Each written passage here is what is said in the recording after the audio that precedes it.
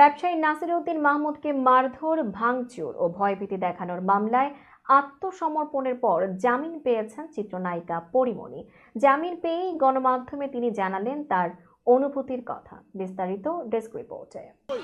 আমার থেকেও আপনারা যে পেরেশানিতে ছিলেন সেটা দেখে আসলে আমার না নিজের একটু দুঃখ হলেও সেটা আসলে ঘুচে গেছে আপনাদের দুঃখ দেখে। এরকম একটা জয় নিয়েও যেন আমি বাড়ি আসলে ফাইনালি ফিরতে পারি, আপনাদের ভালোবাসার সাথে থাকতে পারি, আমার জন্য দোয়া করবেন। সকাল 10টার পর ঢাকার চিফ জুডিশিয়াল ম্যাজিস্ট্রেট আদালতে আসেন পরীমণি।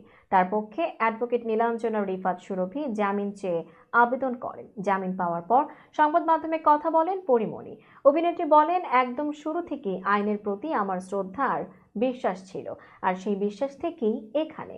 আপনারা সবাই শুরু থেকে আমাকে সাপোর্ট দিয়েছেন, আমাকে নিয়ে আপনারা ভেবেছেন, সেটা দেখে নিজের কষ্ট ভুলে গেছি।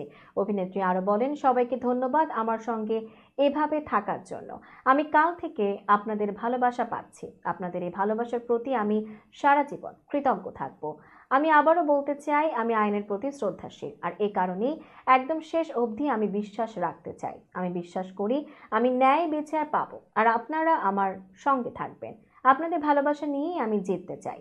প্রসঙ্গত, মারধর ও হত্যার হুমকির অভিযোগে ব্যবসায়ী নাসির উদ্দিন মাহমুদের দায়ের করা মামলায় রোববার পরীমণির বিরুদ্ধে অভিযোগ গঠন করেন আদালত। এদিন পরীমণির আদালতে হাজির না থাকায় তার বিরুদ্ধে গ্রেপ্তারি পরোয়ানা জারি হয়।